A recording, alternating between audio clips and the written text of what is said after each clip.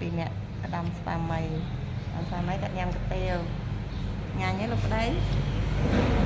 ឆ្ងាញ់នៅហាងណានៅអាហារដ្ឋានអេឡែននៅជាលេខ3ខាងជើងស្តុបផ្សារកំពតចម្ងាយ300ម៉ែត្រទៅមុខធនាគារប្រាសាក់មានលក់បាយកាទៀវ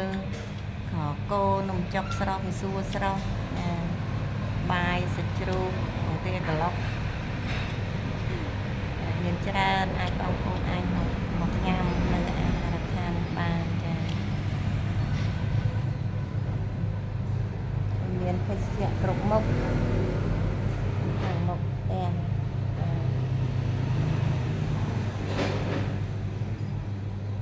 ខាងមុខកន្លែងមានដាក់កន្លែងលក់ខាងចំអិននៅខាងមុខផ្ទះខាងក្នុងដាក់ភេសជ្ជៈនឹងរៀបតុបងប្អូនមកដំណើរកំសាន្តមកកាន់ខេត្តកំពតទីរួមខេត្តកំពតកុំភ្លេចអាហារដ្ឋានអេឡែនចាមានសាច់ជ្រូកកាទៀវសាច់ជ្រូកគ្រឿងក្នុងកាទៀវសាច់គោប្រហិតសាច់គោចាបាយមានបាយមានខគោចាមានមីខកាទៀវខអីមានចាមានគ្រប់មុខនំចុកស្រស់មីសួរស្រស់ហ្នឹងគឺមានជើងជ្រូកមានសាច់ប៉ាតេមានប្រហិតត្រីប្រហិតស្ងោរហ្នឹងចាប្រហិតស្ងោរប្រហិតចៀនជើងមាន់ចម្រុះគ្នាចា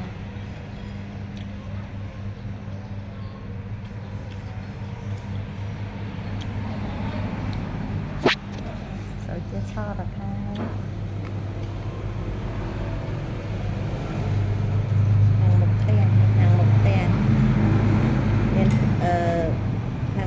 គឺ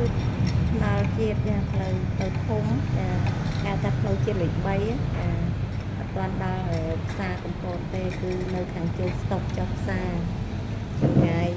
ប្រហែល300ម៉ែត្រអញ្ចឹងបងប្អូនអាចមករកញ៉ាំបាននៅអាហារដ្ឋានអេឡែនហើយក៏មានលក់ភេសជ្ជៈគ្រប់មុខដែរឥឡូវខ្ញុំស្រូបទេខ្ញុំស្រូបបាយខ្ញុំចូលចិត្តស្រូបទៀតហ្នឹងស្រូបចិត្តបាយស្រូបដាក់ជ្រក់ដាក់ទឹកត្រីពីលើទៅហើយទឹកស៊ុបមួយចានទៅរួចជាការស្រេចហ្នឹងឲ្យសម្រាប់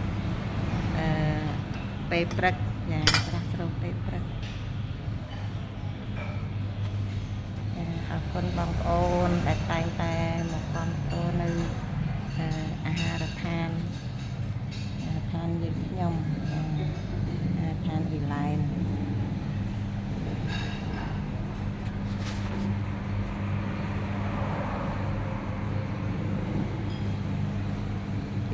បងប្អូន